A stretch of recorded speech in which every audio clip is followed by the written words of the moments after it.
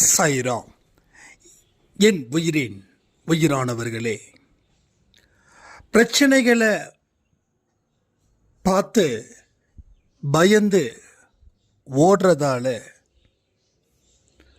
ஒரு மனுஷனுக்கு எந்த அறிவு கண்களும் திறக்கப்படுவது இல்லை.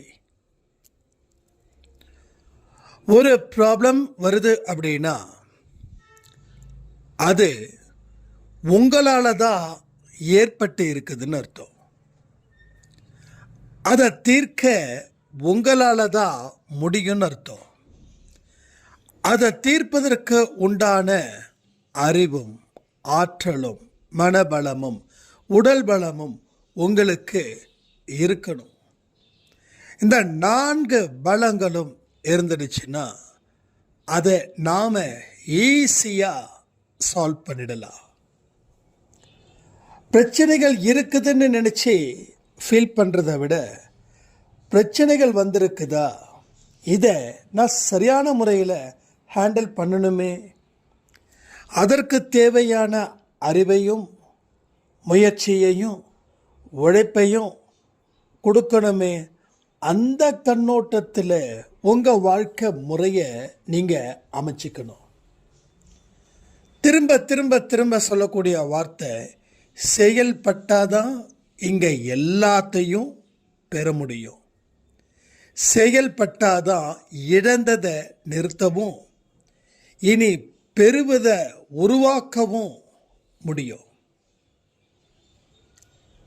இழந்துட்டோன்னு நினைச்சு வருத்தப்படுறது புத்திசாலித்தனமா, இல்லை பெறுவதற்கு உண்டான வழிகள் என்ன இருக்குதுன்றதை எட்டி பார்க்கறது புத்திசாலித்தனமா?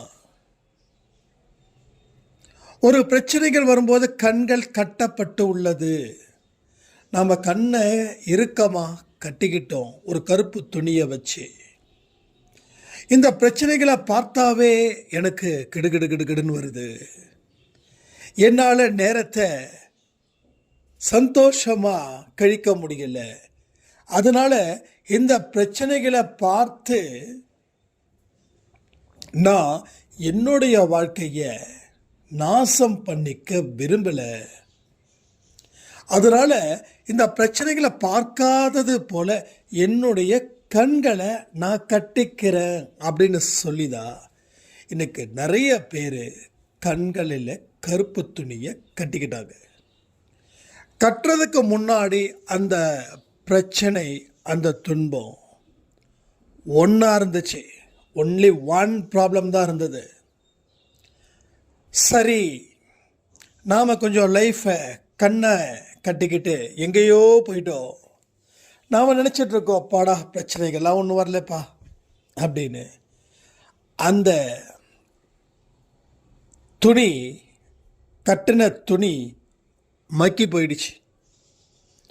மக்கி போன உடனே வேற வழி இல்லாமல் அது கிழிஞ்சு போயிடுச்சு. கிழிஞ்சு போன உடனே வேற வழி இல்லாமல் இருக்கிற துன்பத்தை பார்க்குறீங்க. அன்னைக்கு இருந்த ஒரு துன்பம் இன்னைக்கு உங்கள் பின்னாடியும் தொடருது, உங்கள் முன்னாடி 10 அடி விட்டும் போகுது, உங்கள் சைடுலேயும் இருக்குது. ஆக மொத்தம் உங்களை சூழ்ந்து உள்ளது துன்பம். நீங்கள் என்ன பண்ணீங்க? கண்ணை கட்டுனீங்க. கண்ணை கட்டுனா பிரச்சனை தீர்ந்துடுச்சுன்னு நினச்சிங்க. இதனுடைய கருத்து என்ன அப்படின்னா, ஒரு ப்ராப்ளம் இருக்குது, துன்பம் இருக்குதுன்னு நாம் அந்த துன்பத்தை போராட விரும்பலை. அதனால் இன்பத்தை தேடணும். ஒரு தற்காலிகமான இன்பத்தை தேடணும். அதுக்குள்ளே பயணம் செய்தோம். அப்போ ஆல்ரெடி இருந்த துன்பம், தற்காலிகமாக கிடைச்ச இன்பம், அந்த இன்பமும் துன்பமாக மாறி அது படையெடுக்குது. அவ்வளோதான். ஸோ மைண்டை ஃப்ரை பண்ணுங்க. மைண்டில் முதல்ல பலத்தை வர வைங்க. பிரச்சனைகளை சவால்களாக பாருங்க. பேச்சை குறைங்க, ஆட்டத்தை ஆரம்பிங்க. இது எல்லாமே செஞ்சால் இங்கே எல்லாமே சிறப்பாக இருக்கும். செய்யலைன்னா எல்லாமே மோசமாக இருக்கும். இதை நீங்கள் எந்த அளவுக்கு மனசில் எடுத்துக்கிறீங்களோ அந்த அளவுக்கு வாழ்க்கை கண்டிப்பாக ஒரு பெரிய போராட்டத்திற்கு அப்புறம் ஒரு பெரிய வெற்றியை நீங்கள் ஏற்படுத்தி இழந்ததை எல்லாத்தையும் பெற முடியும். மதிப்பை இழந்திருக்கலாம், மதிப்பை பெறுவீங்க. பணத்தை இழந்திருக்கலாம், பணத்தை பெறுவீர்கள். புகழ், செல்வாக்கு, எதேதோ இழந்திருக்கலாம், எல்லாத்தையும் பெறுவீர்கள். ஏன், நீங்கள் இப்படி தான் சொல்லி பிரிஞ்சு போனாங்களே அவங்க, நீங்கள் இப்படி ஆயிட்டீங்கன்னு சொல்லி திரும்பவும் வருவாங்க. ஸோ சேர்த்துக்கிறதும் சேர்த்துக்காததும் உங்கள் விருப்பம்.